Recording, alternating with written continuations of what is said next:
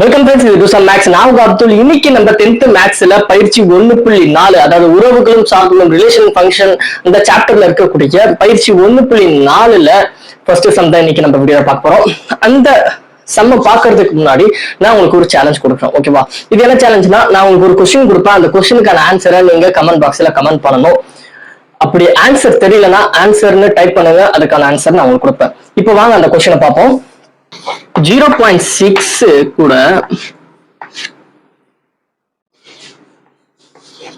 60 multiply பண்ணி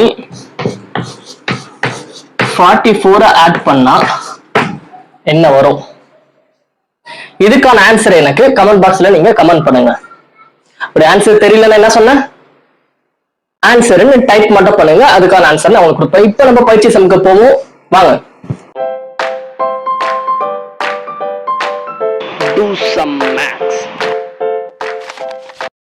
எந்த ஒரு சம்ம போறதா இருந்தாலும் சரி, அந்த சம்ல என்ன சொல்லிருக்காங்கன்னு நம்ம புரிஞ்சுக்கிட்டா மட்டும்தான் அதுக்கான ஆன்சரையே வந்து நம்ம எழுத முடியும். இந்த சம்ல பொறுத்தவரைக்கும் என்ன சொல்லிருக்காங்க பாத்தீங்கன்னா, ஒரு 4 கிராஃப் கொடுத்திருக்காங்க. ஓகேவா? வரைபடம் 4 வரைபடம் கொடுத்திருக்காங்க.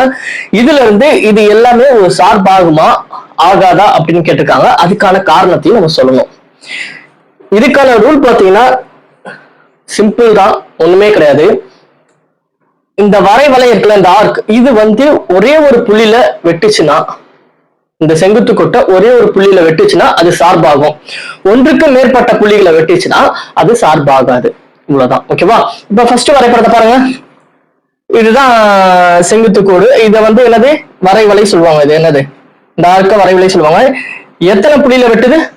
2 புள்ளியில. ஒன்றுக்கு மேற்பட்ட புள்ளியில வெட்டுச்சுன்னா அப்ப இது சார்பு அல்லன்னு எழுதணும். சார்பு அல்லன்னு எழுதி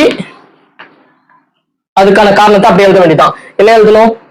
செங்குத்து கோட்டை வரைவலையில் 2 புள்ளிகளில் வெட்டுகின்றன அப்படின்னு போட்ட வேண்டியதான், சார்பு அல்லன்னு சொல்லி. ரெண்டாவது பாருங்க, ஒரே ஒரு புள்ளியில வெட்டுதா இந்த செங்குத்து கோட்டை, அப்ப இது சார்பாகும். அதுக்கான காரணத்தை சொல்ல வேண்டியதான். செங்குத்து கோட்டை வரைவலை ஒரே ஒரு புள்ளியில் வெட்டுகிறது, எனவே இது சார்பாகும். அவ்வளவுதான். இப்ப இந்த இதை பாருங்க, தேர்ட் இதை 1 2 3 புள்ளியில வெட்டுது. அதாவது எப்படி, எங்க இருந்து இங்க இந்த பேர் ஸ்டார்ட் ஆகி இப்படி வந்து இப்படி முடியுது.